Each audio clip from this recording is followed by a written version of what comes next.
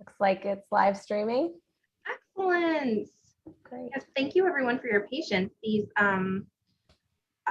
Zoom updates have helped tremendously, which is great. All right. So, okay, I think we are ready to start. So I will go ahead and thank you everyone for coming tonight for our virtual author visit with Woodman Maynard, the graphic novelist who has adapted The Great Gatsby for Candlewick, which was just released in January of this year. We're so happy that you are able to attend, and without further ado, I will just read a short bio about our wonderful author illustrator this evening, and then we will get started. Woodman Maynard is a graphic novelist and graphic designer who is versatile in a diverse range of mediums and styles. Her graphic novel debut, The Great Gatsby, Candlewick Press, was featured in the New York Times and The Guardian and called hugely rewarding by the Wall Street Journal. She is co-creator of Takami, Talk to Kids About Mental Illness, a free resource for helping adults talk to kids about mental illness through comics. She studied animation at Harvard and worked as an animator in San Francisco before moving into comics and design. She lives in Minneapolis, Minnesota with her husband and a very vocal cat. She loves to experiment in the kitchen and hit the trails by ski or foot. Thank you so much for being with us this evening. Yes, I'm so excited to be here, and you guys will probably meet my very vocal cat at some point. He likes to make appearances, but I'm very excited to be here. Thank you so much for inviting me. Oh, and I'll just mention quickly that we will invite all of our attendees. It looks like everyone is here. Thank you, attendees, for registering and showing up. We appreciate you. If you would just leave your questions for Kay in the Q&A box, and then I can read them out as Kay's presenting. Thank you. Great. I will go ahead and hide my video and mute myself, but I am here in case. Okay, great. In case there are any issues. Well, awesome. Well, so here's my book, just so you guys can see. I don't know if any of you guys have had copies yet, but we've got Daisy on the cover, Gatsby on the back. So I'm just gonna do a quick reading because I feel like it's nice to be able to see kind of what I'm talking about. So I'm gonna screen share with you so you can see the book. So just click the wrong thing. Here we go. So there's the cover, and I'm just gonna jump right in. So, The Great Gatsby, a graphic novel adaptation by K. Woodman Maynard, based on the novel by F. Scott Fitzgerald. Chapter 1. In my younger and more vulnerable years, my father gave me some advice. Whenever you feel like criticizing anyone, just remember that all the people in this world haven't had the advantages that you've had. I'm inclined to reserve all judgments, a habit that has opened up many curious natures to me and also made me the victim of not a few veteran bores. After the war, the Middle West now seemed like the ragged edge of the universe. Everybody I knew was in the bond business, so I supposed it could support one more single man. Since I just left a country of wide lawns and friendly trees, I took a house in the country. It was next to Gatsby's mansion. Gatsby turned out all right in the end. It is what preyed on Gatsby, what foul dust floated in the wake of his dreams that temporarily closed out my interest in the board of sorrows and short-winded elations of men. 20 miles from New York City, a pair of enormous edges juts out into Long Island Sound. I lived in West Egg, the less fashionable of the two.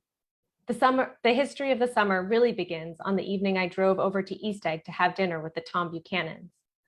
Why they came east, I don't know. They drifted here and there, unrestful. I got something blocking this. Unrestfully wherever people played polo and were rich together. Daisy was my second cousin, and I know Tom at Yale, old friends whom I scarcely knew at all.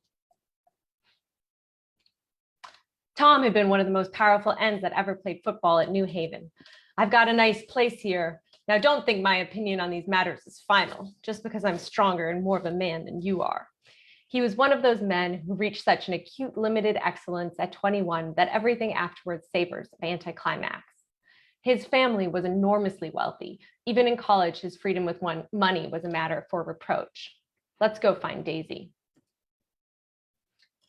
Two women were buoyed up as though upon an anchored balloon. It was as if they had just been blown back in after a short flight around the house. Boom. Nick. I'm paralyzed with happiness. How was your trip east? I stopped off in Chicago for a day. Dozens of friends send their love. Do they miss me? The whole town is desolate. There's a persistent wail of mourning all night along the North Shore. How gorgeous. Let's go back, Tom, tomorrow. I'm stiff. Jordan's going to play in the tournament tomorrow. Jordan Baker was a famous golfer. I'd heard a story about her, something unpleasant, but I'd forgotten it long ago. You live in West Egg. I know somebody there. I don't know a single, you must know Gatsby. Gatsby, what Gatsby? It's time for dinner. So I'm gonna stop there. But I just wanted to give you guys a sense of the story. And I realized that I forget sometimes that not everybody has read The Great Gatsby. So I just want to give a brief overview, which is it's a story about Nick Carraway, who's the protagonist, and he moves in next door to a fabulously wealthy millionaire named Jay Gatsby, and he throws these elaborate, enormous parties. But it turns out that he's in love with Nick's cousin Daisy, who is married to Tom Buchanan, who you're just seeing here. And so it's, what drew me to The Great Gatsby, what drew me to adapting it is that I really love the story. I've always loved it since I first read it in high school. I read it like multiple times. And at one point I considered making it into a modern day adaptation. I didn't even know anything, that the copyright wasn't up when I thought about that. But many years later, I decided that I wanted to adapt it. And it turned out that it was coming into the public domain in 2021, which gave me enough time from 2018 when I thought about the idea to actually do it. So I love the story, but that to me isn't enough to actually think that it's worth adapting it, because it takes so much time. And I think that a graphic novel should bring something different to the world than what a prose novel brings. And I love The Great Gatsby so much, and but I don't feel like a graphic novel should just be like a illustrated version with words. Like I wanted to do something different. And so one way that I thought was really interesting was all the symbolism and metaphors that Fitzgerald uses. And so, for instance, he describes, there was music from my neighbor's house through the summer nights. In his blue gardens, men and girls came and went like moths among the whisperings and the champagne and the stars. And so I drew the women as moths, or really like butterflies floating in the air. I felt like the kind of fantastical element of The Great Gatsby really worked with this. There's something very unreal about Gatsby and his world that I felt like, party guests floating in the air seemed totally normal. And so, the first place you see this in the book is with Daisy and Jordan floating over the couch. And so in the book, that's how they're described, as floating as though, anchored above a balloon. And so I just thought that was a really interesting way to depict it, because with drawings, there's no reason I need to, be bound by gravity or realism. And so, again, I didn't do this in every scene, but in places where it seemed applicable, and it seemed also to really demonstrate things about these characters. Like Daisy and Jordan are both kind of flighty, they're kind of above it all, living in this upper class lifestyle, and they are kind of floating through the world. So it seems like a good way to do that. Also, feel free, like Brittany said, to put questions and stuff in the chat. And there's Brittany. Hello. Hello. I just wanted to quickly say to thank Candlewick Press for allowing us, giving us permission to share these images tonight. We're very grateful. Thank you, Candlewick. And also we have a comment from an audience member, just pointing out that she loves the differences in the speech boxes between Daisy and Tom, the wavy versus fluffy versus boxy and straight up and down lines that you used. Yes, thank you. I'm glad you noticed that. It's a very good segue. That was another way that I thought graphic novels were an interesting way, because there's so much in the book about Daisy's speech and how her speech is really, like the way she spoke, her voice, it sounds like money. And there were all these beautiful lines about her voice and how it drew men towards her. And so I really tried to convey that through the speech bubbles, where it, is wrapping around Nick's legs, pulling him in, or, her words are kind of like, I also try to make them a little seductive, because that's also how her voice, I felt like, was described. And then in contrast to her husband, Tom, who's this kind of racist brute character. And so I felt like these rounded rectangles, and I always tried to make the text like the other, I guess this doesn't show it super well, but I tried to make his text a little too big for the bubble, because I felt like he was always like kind of straining his clothing, doesn't quite fit, just trying to make it a little uncomfortable. These are like super subtle things that I think about, and that cartoonists think about. So I'm glad that whoever, brought that up noticed it. And yeah, and again, so another way, that one of the challenges of adapting it was that the language is so gorgeous in The Great Gatsby. And so it was very hard to figure out how to work Nick's narration in without weighing down the pages. And so how I kind of tried to solve that was to work the text into the scenery. So, you see here that it's worked into the clouds, it's worked into Tom's shadow, it's wrapping around different things. And that was my attempt to kind of not have it be as heavy, but also to give a little bit of a mood, some different mood shifts. I was always kind of thinking about how the art could convey different things about the mood of the story. And so that was another way that I felt like the graphic novel medium could play. So I was always trying to show and not tell, just like, literature teachers always tell you to do. So when I could, I would try to show things visually as opposed to writing them out. And so I had to actually hand letter all of this. The lettering that goes through the clouds, the other lettering is done with a font that I made of my handwriting, but this was like super time intensive and very much like not my cup of tea. Not my cup of tea. One major challenge about The Great Gatsby was what to edit. And one of the things is it's pretty anti-Semitic about a character, Meyer Wolfsheim, who's kind of a Jewish gangster. And there's a lot of very stereotypical descriptions and language. And I just didn't feel comfortable depicting him in that way in 2021. Like they describe, has these huge nose and nose hairs coming out. And so I, didn't draw him that way. And we took out the different dialect that Fitzgerald had given him.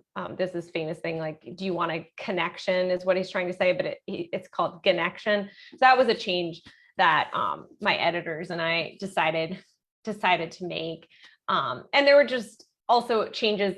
I'd stayed pretty truthful to the text, but there were some scenes that I rearranged and moved around in order to better fit the graphic novel medium. So I tended to prioritize, like I try to balance being true to the text, but also what I felt like was a good graphic novel. And this was one of the scenes when Owl Eyes gets into a car accident. He's this guest at one of Gatsby's parties that Nick has just talked to. So I just rearranged the placement of that. I added in some small dialogue in this scene when Tom shows up at Gatsby's home, but they're pretty small changes as far as it goes. So this is just a picture of my text. I have a very worn copy of the book, but how I got started was I would just, I read the text, I circled different words, I underlined, was very active reader, trying to think about what was important to convey, what kind of visual details I could bring up that I wouldn't have to actually write out, but maybe I could, draw. And so that was kind of the first stage. I read it through a couple times. And then before I drew out any scene, I would reread it again out loud to make sure that I didn't miss anything. Or because I feel like when you read something again and again, you kind of end up skipping over certain sections. So I do that to try to get as accurate to the feeling and the text as possible, even though sometimes I varied and I'm sure I made errors. So this is a little bit just about my process, because I imagine a lot of you probably don't know a lot about making graphic novels. Maybe you do, but it starts out basically very rough and not super legible. So these are called thumbnails, which are just tiny versions of each page. They're probably about this tall. And I write down kind of what's going to happen on every page. And I spend a lot of time in this stage, kind of figuring things out. You can see that I'm like moving pages around. My first version of the book, when I did it, was 150 pages, and the final version is 228 of art. It's longer than that, like with all the end matter and stuff. But so there's a lot of iteration that goes on here. And then I wrote a script, which is just saying what's going to happen on all of the pages. I do rough drawings, which are, I just fold an 8.5 by 11 sheet of paper in half, and I draw out kind of what's going to happen on that page. And then I redraw it again as pencils. So I do this on the computer in a program called Clip Studio Paint. I have a Cintiq drawing tablet, which I kind of have right here, but it's not plugged in right now, but it shows the art right on the screen. So it's much faster to do. And and I have a stylus, and that's kind of what I did the pencils in. And as you can see, they're still pretty rough. And so at this stage, I would show my editors the pencils, and then they would give me feedback. And so basically you're trying to make as many changes as possible before you get into the more detailed art, which is much more time intensive. And so that's sort of why, at least for me, it's pretty rough. Some artists' pencils are gorgeous, but mine are pretty loose. So you can see like this is what it came. So pencils, inks, which is tracing over the pencils. Again, this is in Clip Studio Paint. And you can kind of see how it changes and is refined. And so what's going on here is that in the top left corner, it's supposed to be like broken glass. And there's a line in the book about how the dinner party shattered, basically. And I thought, like, that was an interesting way to convey it by showing broken glass, like everything was really tense, and it describes how nobody looked at each other. Everybody wasn't looking at each other in the eye. And so like, that's an example of my trying to kind of show things and not tell it. And then it transitions to this page where Nick is walking with his cousin Daisy, and Daisy's talking about basically how unhappy she is, which is a really kind of tragic page. And so this is all done in watercolor, which I actually learned for this book. I'd never done watercolor before. And I just want to show you guys this early test, because I think it's kind of important to show that like I became a lot better, but also, which I think is important, because when you see an artist's later work, or like, their final piece, you're like, oh, that's so good, that just kind of sprang out. But like, this is was my first version trying out the watercolor, and you can see how much it changed, and the palette and just the refinement over time. But this was kind of good enough for me to see that it was worth watercoloring. And so I chose watercolor again because I wanted to capture a certain mood and a certain kind of lightness, booziness. There's so much drinking in their world. Again, this kind of carelessness of their nature that I felt like watercolor really accurately kind of portrayed. And I feel like it's a very emotional medium. If I had done like digital coloring, I don't think it would have felt so alive. And that was really important to me because Fitzgerald's words really are so magnetic and alive. And so this is just me working in my studio in New Hampshire. I recently moved to Minneapolis where I am now, but I was actually only like 50 minutes from you guys. I was up in Concord, New Hampshire when I worked on this book. So you can see the setup and all my water containers. And I would actually work on like 8 pages at a time and kind of putting down color, switching between pages while the color was drying and kind of moving as I went. So I kind of chose a very limited color palette. As you can see, that's what you're seeing on the bottom left. And those were the only colors that I allowed myself to use. And I did that because I had a limited amount of time to create this story, and limiting your color palette like speeds things up.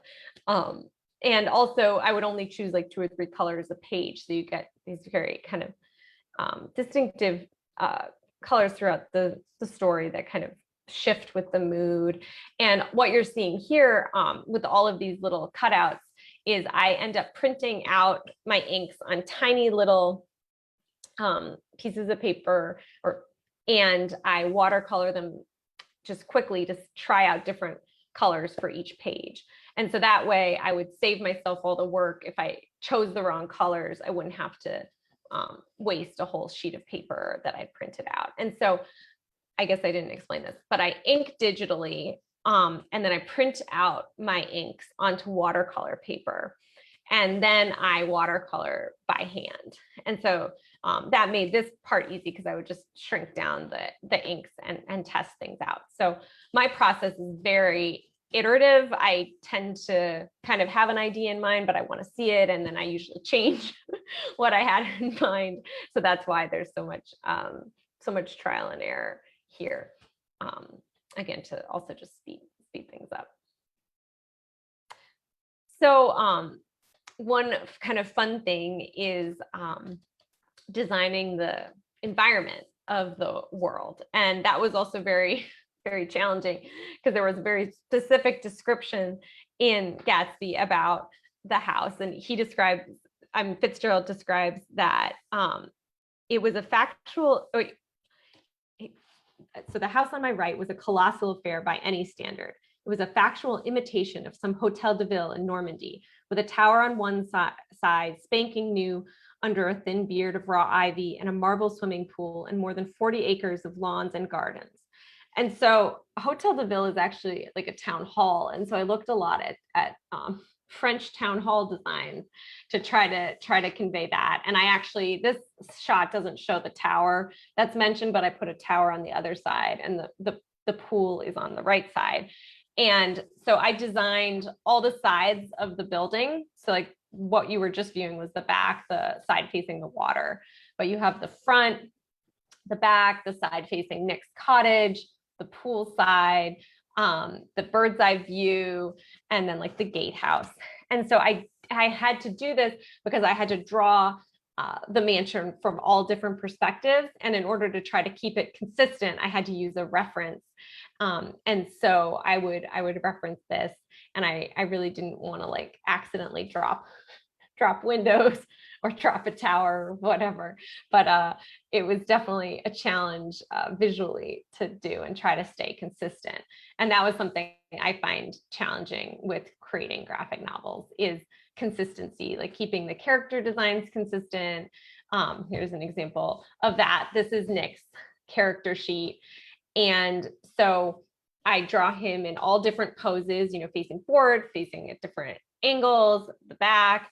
And then I did the same thing for his face. And this was a character that I had a really hard time getting his look right. My editors very rightly pressed me to kind of keep developing his character. The original version, which I wish I included, like his nose is kind of more like just a triangle. And I struggled to keep him consistent. And so this image of Huntington is, I would have like my computer here. You can kind of see my Cintiq down here. my drawing tablet, and then the book, and then his character sheet. So when I was drawing a scene, I would always kind of be looking at him. And then I would also try to make sure that the characters were the good size in relation to each other, consistent sizing in relationship to each other. And feel free to ask any questions about this. Oh, hey, Brittany. Oh, we had another comment. I think people in the audience are learning a lot about the process of creating a graphic novel, especially when it comes to hand lettering and I think inking, and that then you watercolor over the inking. So it's really, is it a long process? Yes. Yes, it is. Yeah, the whole book, I time track, so it took 1,500 hours. I know this from my records, so it takes a lot of time. I don't know. I think I might actually be kind of fast for graphic novels. They take a lot of time, and that's why a lot of people do digital work entirely digitally, because you can skip the step of like scanning your work in, touching it up in Photoshop, that whole step. So this is Daisy's character sheet. You can see it's a lot less extensive than Nick's because she was a much easier character to do. And Daisy's an example of a character that I kind of varied from how she's described in the book. She's actually described in the book as having brown hair, which just never fit my perception of Daisy. It is also not how the movie directors ever see Daisy either. She's always blonde, and I continued that. But in the book, she is described as being a brunette, and it's said that she was based on Ginevra King, who was a woman that Gatsby fell in love with when he was young, and she was very young and a socialite and very outside of his I don't know, class, I guess. And so Daisy is said to be based somewhat on her.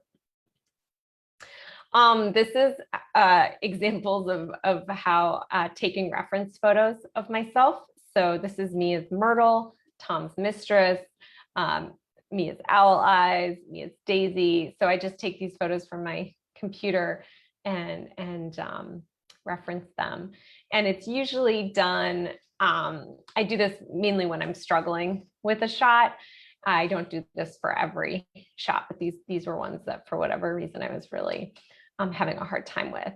And so something that's interesting about graphic novels is that you, as a graphic novelist, you are kind of like, if you think about a graphic novel as a movie, you're every actor, you're the director, you're the cinematographer, you're the costume designer, you're the set designer, you're the lighting. Like it's like you are in charge of all of these things, which is one of the really cool things about like graphic novels that are made by one person as opposed to like many people.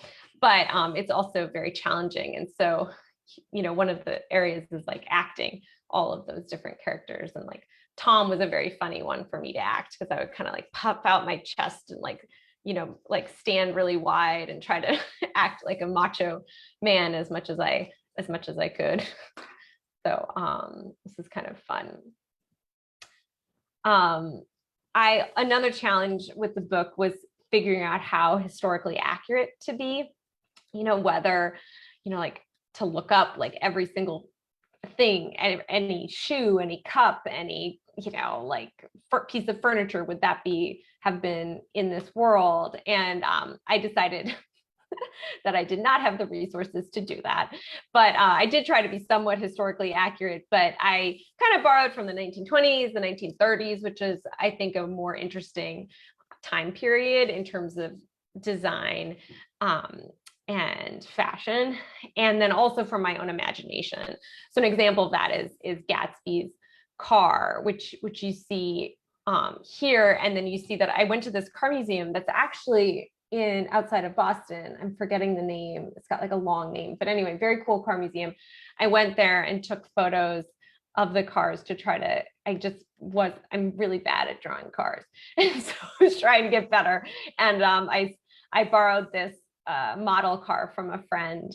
I saw it on his shelf and I was like, can I use that? And so I would use that as reference. So this was also my car layout, like how to keep my car consistent when I was drawing it. And so I kind of have I have the quote here. It was cream color, bright with nickel, swollen here and there in its monstrous length, with triumphant boxes and super boxes and toolboxes and terraced with labyrinth of windshields that mirrored a dozen suns. Sitting down behind many layers of a glass in a sort of green conservatory, we started to town. And so I was like, oh gosh, how do I draw a labyrinth of windshields that mirrored a dozen suns? So I did not draw a labyrinth of windshields. I felt like that would probably be confusing, but I did really try to get the monstrous size, like that it had a lot of boxes, that it was swollen and big, even though cars at that period in the 1920s wouldn't have actually been this rounded. This is more similar to like the late 1930s. And then I put some things in throughout the book, like little Easter eggs. So this is an example of an Easter egg. So at the start of the book, there's a quote, then wear the gold hat if it will move her. If you can bounce high, bounce for her too, till she cry, lover, gold-hatted, high-bouncing lover, I must have you. And so this was actually my editor's idea, but was to put in a little gold hat as an emblem at the front of the car as reference to this line. And I don't know how many, really big people who are into Gatsby's get that kind of reference, but I'm hoping maybe some people do.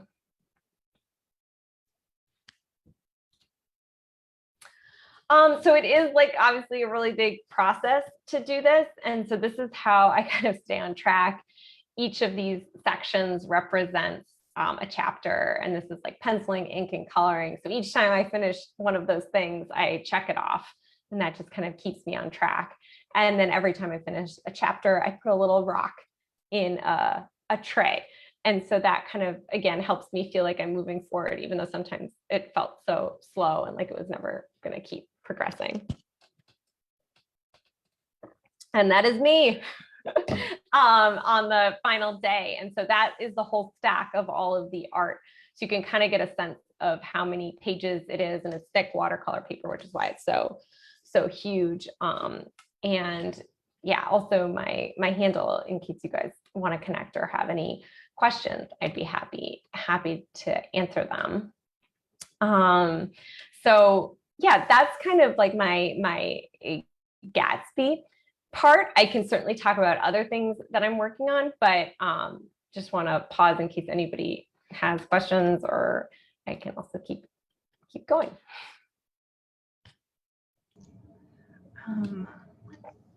So we just had another comment in the Q&A box. Thank you everyone for being so great about using the Q&A box this evening. I appreciate it. And I like that others can read your question there. So Eileen noticed that your Gatsby kind of has a Robert Redford look to him. Was he perhaps a character reference? Yeah, it does look a little bit like Robert Redford. I think I actually have not seen the 2013 Baz Luhrmann one. I did see the Robert Redford one when I was in high school, but I didn't see it like while working on this book. So maybe in my subconscious, it was part of it. But actually, I based it on, so there's a description in the book when Daisy refers to Gatsby as looking like that man, the man in the advertisement. And I looked up what that meant, and it's presumed by scholars that she's referring to the arrow shirt man, who was this advertisement for these like collars, men's collars back in the day. And so I looked up the man, and he actually, no, it wasn't that. I just found it, I was looking for 1920s men, and I looked at the arrow shirt man, and I was like, oh, that's the type of guy. And then I read later that that's who they think Daisy was referring to. And I was like, oh, it's meant to be. But he does have a little bit of a Robert Redford look, like he's blonde and like very kind of classically handsome.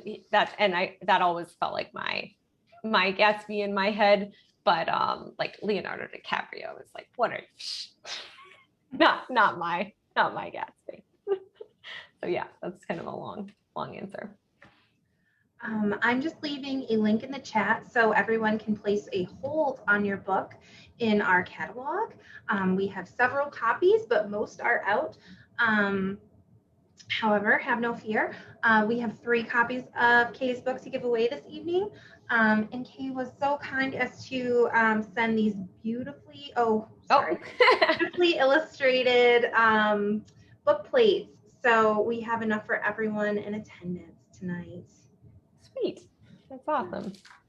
And I think you may have visited the Lars Anderson Auto Museum. Yes. I always forget that. It's hard, the name, but it's a very cool museum. I only know because it's in the town I live in. So yeah. And there's a park, Lars Anderson Park.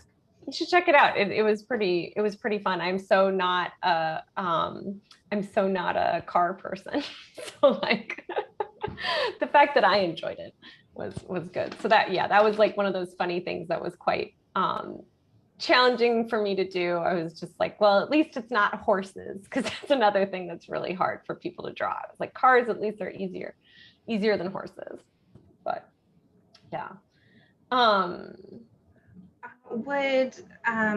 We can take a pause here for questions. Mary has a question. What part of the book brought you the most satisfaction? And she also is very thankful for the book plates. Oh, good. Thanks, Mary. Let me share the screen. I actually, I can show you the most satisfaction and the least satisfaction of pages. This is, maybe it's way at the end. This was actually the page, I guess the part of the book that I enjoyed most was penciling, because I really like kind of the planning of where things go and kind of the creative kind of working very loosely. I have a hard time being more meticulous. And so I really like that planning stage. But in terms of, and I loved coloring. It was so fun, but it was so hard too, because I had no idea what I was doing at first. So I just kind of had to be like, I'm gonna figure this out. Like I'm gonna know. But this was actually my favorite page to work on. And it's late in the book, and it's when Nick is talking about, he's about to go back to the Midwest, and he's talking about his time on the East Coast and his dreams. And I really love pages like this that can be a little more abstract. And the description was like, it was like a painting by Giotto, I think it was, and all these different things that I was able to work in. It was like twisted houses and monstrous, mansions, and so this was one of my favorite pages. I think we're getting a little bit of feedback. Oh, there we go. This was my favorite page spread. And then I really struggled with this page spread that I'm not even showing like the final one, but I did all these versions because it just wasn't working. And of course, now that I'm seeing it, I'm like, these all are fine. Like what was wrong with them? Like, and some of them are like almost the same version. I don't even understand why I was so obsessed, but I think it was just so late in the process that I was, too deep into it. But sorry, Brittany, were you going to add something? Oh, no, I apologize for the feedback there. So sorry. Oh no. But yes, I'm just putting in the chat are also a link to the rest of our 150th events. It does look like there is another question. Okay, great. What was your favorite page that you created? I always visually loved the Dr. Mecklenburg billboard in the book. Yeah, the Eckelberg billboard is great. Actually, let me just, I'll show you guys what I did there. But my favorite page was that one I just showed, the very purple one. But I have another favorite page too. So this was my Eckelberg page. And I went more almost like I pictured the Valley of Ashes as being more like a desert.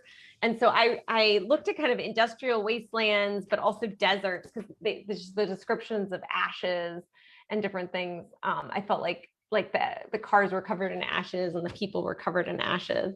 And so that was really fun. And then another favorite page, I'll go back to the screen share, was this one. And it's more that I felt like it was very applicable to the day. And this is basically Nick at the end of the story is confronting in a way Tom and his and Daisy's behavior. And he says, they were careless people, Tom and Daisy. They smashed up things and creatures and then retreated back into their money or their vast carelessness or whatever it was that kept them together and let other people clean up the mess they made.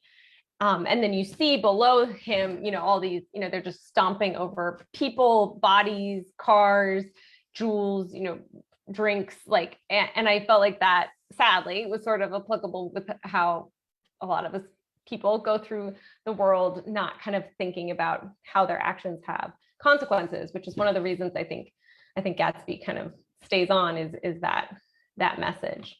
So that was one of my favorite pages too. And just kind of Daisy's pose there, just kind of like, oh, I've just murdered somebody, but no worries, just go on. So yeah, that was one of my favorite pages. But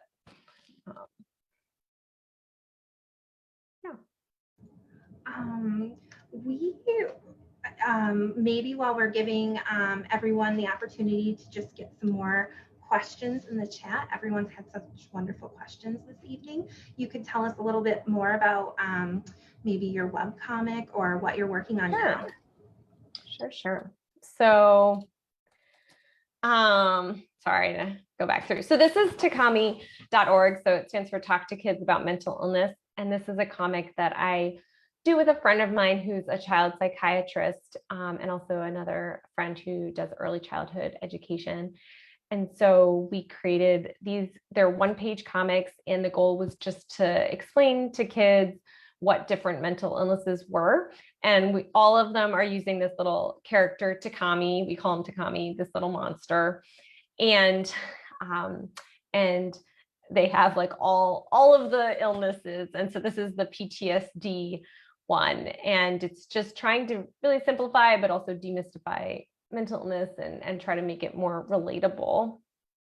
And so this is the one on depression. So to just give a sense. And so these are all free. They're all PDFs available in English and Spanish for download, so some schools have been using it, or hospitals, clinics, that kind of thing, just to kind of give to kids or to talk through, to try to explain the illnesses in kind of a age appropriate way. And so that's a project I feel really passionate about. There's a lot of mental illness in my family, and I've certainly had depression and anxiety. And so this was something that I, really didn't understand as a kid. And even like making these on the anxiety ones, I was learning about how kids' anxiety shows up as like stomach aches and headaches. And I was like, oh, that explains all those stomach aches and headaches as a kid. So it's a project I feel pretty passionately about. And then I've been working subsequently on, sorry, I'm going through these, on a graphic memoir.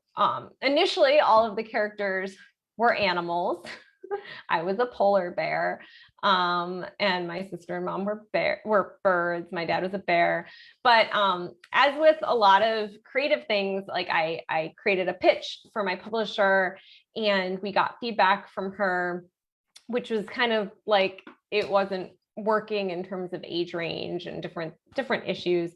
And so I've been reworking it to try to make it better. I did another version, and this is just like kind of part of the process, and it wasn't quite good enough. So I'm trying again. This was one without animals, and so I'm still working on it. I've admitted that it is an adult story, not a children's story. So now I'm trying a new version as a children's story. I mean, as an adult story.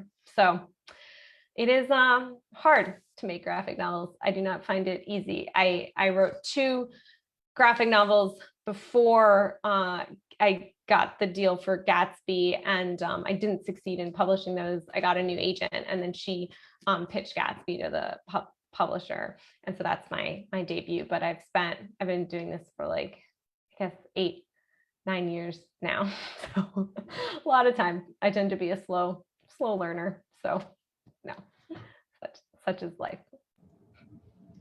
Wow, I love it. I will definitely point people toward that website who are Yeah. looking for those resources.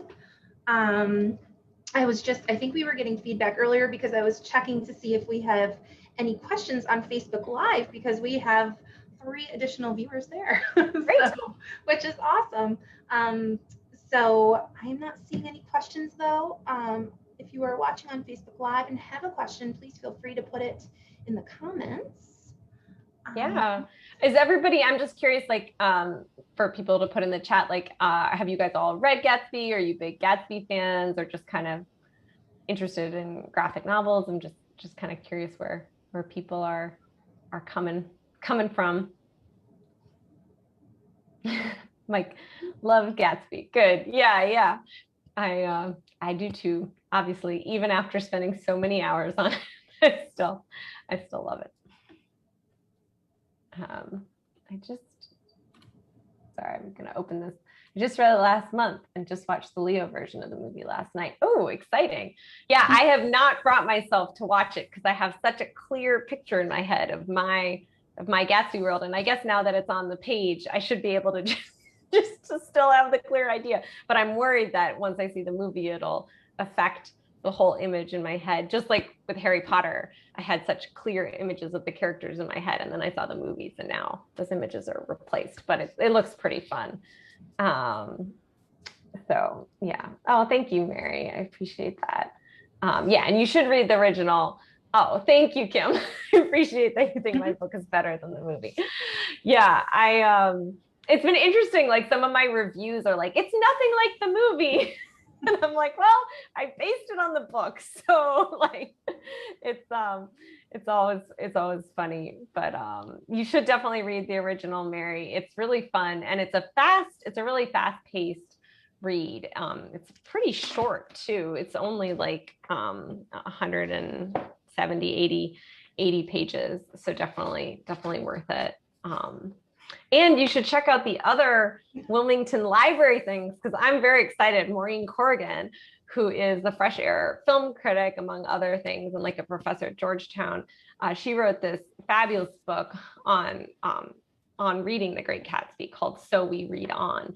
And it's kind of about why Gatsby was a total failure when Fitzgerald published it. Not a total failure, but like compared to his other books, it was considered just like a disaster. It went out of print. He couldn't find a copy for himself. Like it just really didn't do well. And then Maureen Corrigan kind of goes through in her book to talk about why it became a success. And one of the reasons was that it was sent overseas to soldiers during World War II as like little pamphlets. And so it was one of the books that they could that they had to read, and it was kind of exciting and short. And but she goes into other reasons, and it became, when they came back, it kind of became popular, and there was this whole resurgence. But it was really sad because he was actually already dead at that point and had kind of died thinking that he was a failure. So it's really kind of a tragic story. But yeah, I like. Yeah. We definitely have many book discussions of The Great Gatsby coming up. If you're in the Novel Ideas book group, I believe that meets in the evenings. There's also a group that meets in the afternoon. And one of the questions I asked you this evening was if you'd be interested in coming to a book discussion of the graphic novel, now that we've met Kay and heard all about the process behind the book. So I will definitely be in touch about that if you answered yes, and we will set up a time to meet. And I will also be in touch to get you your books in these beautiful, beautiful book plates that are going in all of our copies. We're very excited. Yeah, I drew little illustrations of Daisy or a flapper, I don't know, on the book plate. So. And then Eileen had another another comment. Eileen loves graphic novels, both adaptations and originals. My favorites are Alison Bechdel and the guy who's doing the Trojan War sequential. Yeah. Gareth Hines is great. He's the one who did the Odyssey and the Iliad, and he was also published by Candlewick Press, and he's a really nice guy and does wonderful work.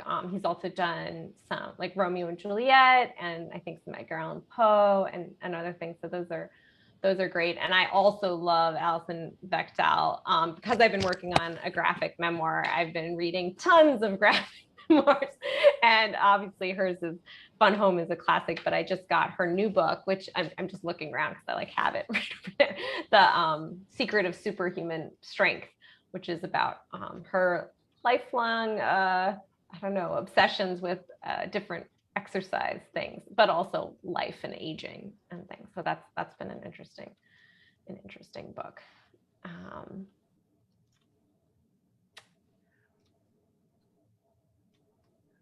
Mary had an interesting observation about the term old sport. How did you feel about that one, Kay? He does say it quite often. Yeah, I mean, it is so aggravating, like you say, Mary, but it is, it's so perfect because it points out to his just trying to fit in, but doing it like too much. And there's this great scene in the book where Tom and some other wealthy people come to Gatsby's house, and he's just like offering them all these things. They're like, "Do you want champagne, cigarettes, like a drink, just like take things." And I feel like that's sort of an aspect of his personality where he's not comfortable in himself, and he's just trying. I mean, he's a pretender, right? Like he's not actually who he says he is, and that's just such a good, like, I don't know, verbal tick that he does. And it is so aggravating, and it's great when Tom loses his temper and says, "Stop calling me old sport." and I feel like as a reader, you're like, yeah, we agree. So yeah, it's fun. Well, if our attendees could please get, I'd say, any final questions in the chat or Q&A box for Kay. We are almost up on our hour. We've loved having you and learning more about your process and the book and why you settled on this topic. And we're really excited to see your graphic memoir. Oh, thanks. Someday. Yes, thank you. Thank you so much. And also feel free, the rest of you, to reach out to me. This is my handle. You can chat with me on Instagram, Twitter, Facebook. Happy to talk. So it's so great to be here, and your wonderful library. And you guys should definitely check out some of these other Gatsby events. They sound really fun. So yes, we are also friends with Kay on social media, so you can find her through us. And I put the link in the chat to our other 150th anniversary events, which encompasses the Great Gatsby Community Read. So this was our very first event to kick off the series, and there's many more. There's a cocktail class coming up, Maureen Corrigan. We will be chatting with the minds behind the Gatsby in Connecticut's documentary and book. So that will be exciting. And then, so Mary, I have that chat right up above in the chat. For the 150th events, they all are also listed on our calendar under the 150th anniversary. It gets its own filter on our calendar. And thank you, Mike. Mike is saying thank you very much. The graphic novel is gorgeous. Oh, thank you so much. Agree. I read an advanced reader copy, so I had oh no, the black and white. But the very first thing I did was, when our copies arrived, was look and see the gorgeous color palette. So yeah, it's so hard as a graphic novelist, because they send out the advanced reader copies and they're black and white because it's so expensive and to print in color, but it's so hard when you spend so much time on coloring to see it in black and white. And they send like a little packet in color too, but it's just not the same. So I appreciate you looking at the color version too. But yeah, thanks everyone. It's really lovely chatting with you all and being here. And thanks, Brittany, for inviting me in the Wilmington Library. Thank you, Kay. We've had such a great time visiting with you. Are there any other questions before we say goodnight for the evening? Just give it a second.